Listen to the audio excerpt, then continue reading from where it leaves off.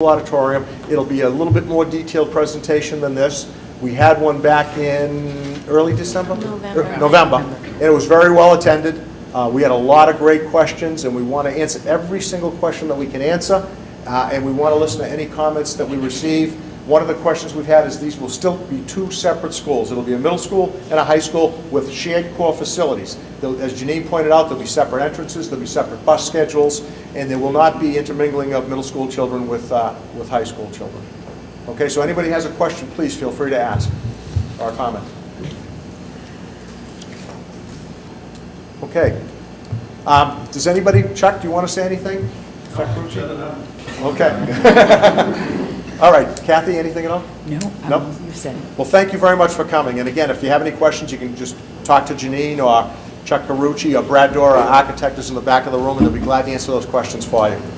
Thank you.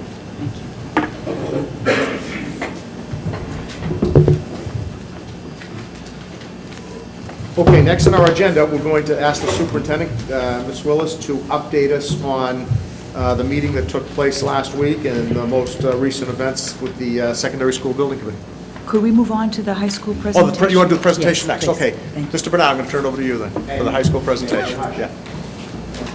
Welcome. It's nice to have you here tonight, and welcome to the members of the community. I'm very excited to present to you this evening four folks that are going to make an informational presentation for you. The first of which I'm going to ask three of our students, Kyle Hastings, Nick Phillips, and Jake O'Connell. Gentlemen, why don't you come up here? And as they're making their way up, they're going to speak to you about a program that they attended this past fall. In November, I received an email from Mrs. Willis, our superintendent of schools, about a weekend program that was taking place at MIT. It was in November. And I sent that email out to of our school, and I'm very happy to say that I had 8 students take advantage of the opportunity to attend Splash at MIT. So Kyle, who's a junior, and Nick and Jake, who are both freshmen, are 3 students that I spoke with about coming this evening to share with you a little bit about the Splash program and also what the experience was like for them. So I'm going to turn it over to these 3 fine young men. Right, so Splash was an opportunity for high school students to go to MIT to experience the college, but also to take part in hundreds of different classes. And quoting my description, the classes were like how to solve a crossword puzzle in less than a minute, to how to design an Android application, but also things like how to build a supercomputer. So it wasn't just computer science, it was also like they had a class zombie defense. Everything you could think of, they had a class for it. And the classes were taught by current MIT students studying those fields. But for someone like me, MIT is my dream school at this point. And not only was it an experience to participate in those classes, but to also walk the halls of MIT and kind of be like a part-time student for a weekend. It was really special and magical for me to experience what the students would experience at MIT. I took 4 classes over the course of the weekend. 3 of them mostly involved the internet, which is a topic that I feel comfortable with and have had experience with before, which was 3 of them, how not to run a website, how the internet works, and face detection demystified. And those are 3 classes that I really thought I would enjoy and really like. So, but I also signed up for another class, how to build an Android application, which was something that I've never done anything with before, and was just, I saw it and I said, oh, that might be cool. And in the end, that was the class I liked the most. And I mean, the other classes, there were things that I was like, oh, I didn't know that was, maybe I'm not that interested in that. But the Android app, it was really an eye-opener for me. And I've already started, I downloaded a program application for my laptop, and I've been studying that kind of stuff, and that seems like something I would really like to get into. And I would have never experienced that if I hadn't gone to the program. So it was really, for me, very, very special. Thank you. Thank you, Jake. Yes, so the Splash program at the Massachusetts Institute of Technology was a one-of-a-kind opportunity. I felt very fortunate to attend the program at such an exceptional school and be exposed to the unique courses that they offered. along with what Jake said, they had a wide variety of courses ranging from computer sciences to philosophical classes and pretty much everything in between. So it was a good opportunity for high school students to go because it gave them a chance to find out what they were interested in and help them decide what topics they would like to learn more about. And some of the classes that I took were on computer sciences, and they were very interesting and they were innovative because they showed how they were a little bit related to technology, but often the classes that I took were based on mathematics, which is what I was interested in, so that's why I selected those classes. Another option for the classes which I selected was Why You Make Works Decisions When What You Do, which was a good class which helped you decide why you make decisions or which decisions to make correctly and how to make those decisions. It was also what you could learn was it wasn't just inside the classrooms that the information was provided.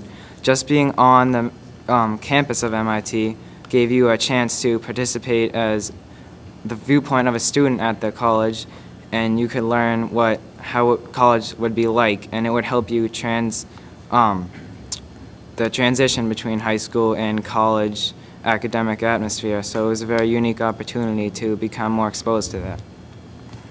Thank you, Nick. Kyle? Splash, I think the name originates from you want to get your feet wet with any topic that you want to learn about, because they do have an incredibly wide variety of topics, as you've already heard. It's an incredibly good value at a cost of $30 no matter how many classes you take. And that does not include food, t-shirts, or photos. But $30 will pay for about 6 minutes if you decide to go this. yeah. By the way, go ahead. So there's over 400 classes offered at Splash MIT, and as they said, they're taught by undergraduates or other members of the MIT community. And this year, students looked at the online catalog for classes around October, and we signed up for time blocks, which were about 50 minutes each. And some classes were one time block, some classes were more, and some classes were longer than others. But for each time block, students could select any classes they would be interested in taking. And then once the selection process closed, the lottery would select classes based on your choices. I took 5 classes. Synthetic biology, which deals with reprogramming cells, cosmology, a study of the universe, special relativity, which was physics under special circumstances, history of Pixar, where Pixar has been, is now, and is going, and introduction to live coding, which is using technology to create music. And there's just an immense amount of classes. A lot of them are crazy. For lunch, you can either buy the provided lunch or go anywhere on the MIT campus to search for a food place yourself. And some courses were in large college lecture halls, others were in normal classrooms. And overall, the MIT Splash was a great program, and every student should consider taking it. Again, it's great value, $30 for 2 days, as many classes you want to take. Yeah, that's it. Thank you. Any questions for Jake, Nick, or Kyle? I actually have a question for Mr. Bernard. John, you mentioned 8 students participated. Yes. Are we limited to 8? Can there be No. more? No? No, it was sent out to all families, students grades 9 through 12. And anybody can do it. There's no qualifications. You have to apply. If you want to do it, you can. Right. It's a great program. Yes.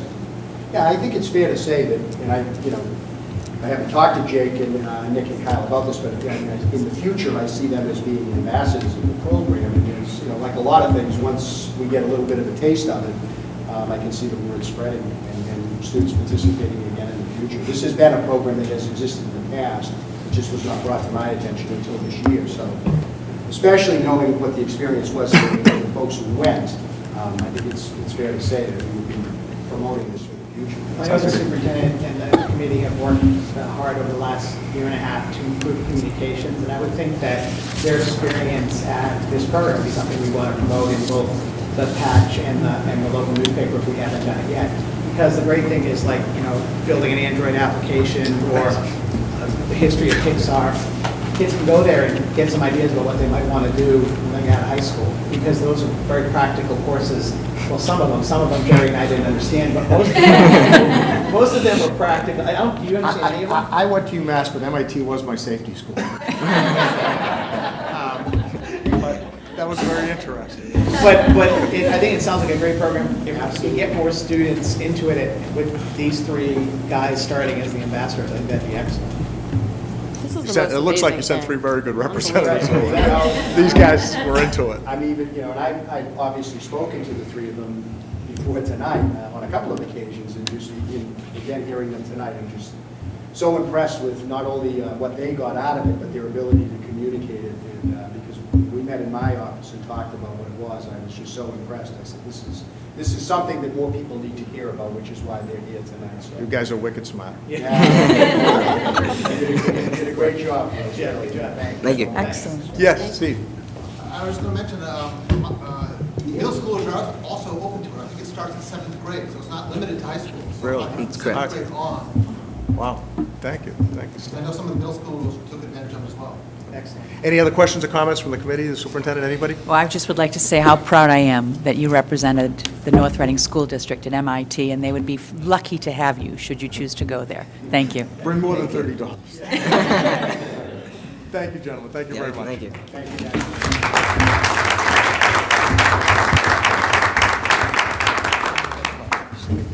Turn mine. Thanks. I'm not surprised. He did a good job with him.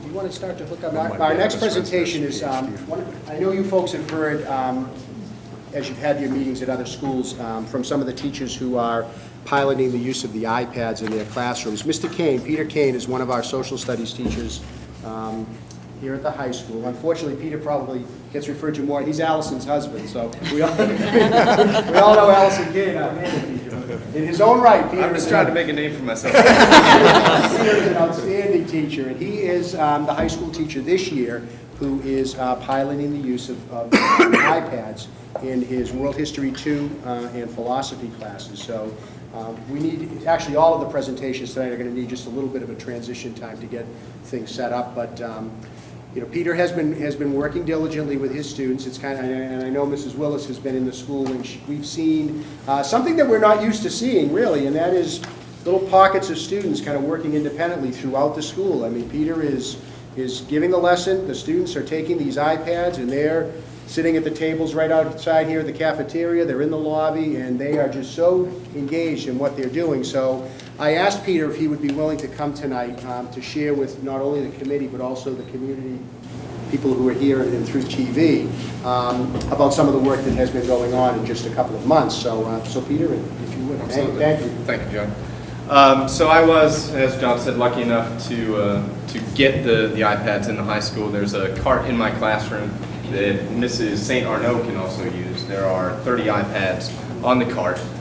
So that means that basically it stays there. So a student can use an A block, a student will use that same iPad, B block, et cetera, which creates some complications for external classwork. But I think in the long run, once we iron out some kinks, we can figure out some ways that they can create some pretty cool things in class that they would otherwise be limited to do. This first thing that I will show you is generated on an application called Comic Book. We were discussing time travel, whether or not it's possible, practical, reasonable, etc. in my philosophy course. And I asked the students to get into small groups, 3 to 4, discuss with each other what they thought their views on time travel were. And then using this application, come up with a brief 5-page comic book that kind of discusses that. I had created a tutorial using this very same application explaining how to use it. That took me about 10 minutes to run through, and then basically kind of set the students on their way. My notion is that if I can figure it out, then they can probably figure it out. They're pretty intuitive with this stuff. This is a little lower level in terms of effort than the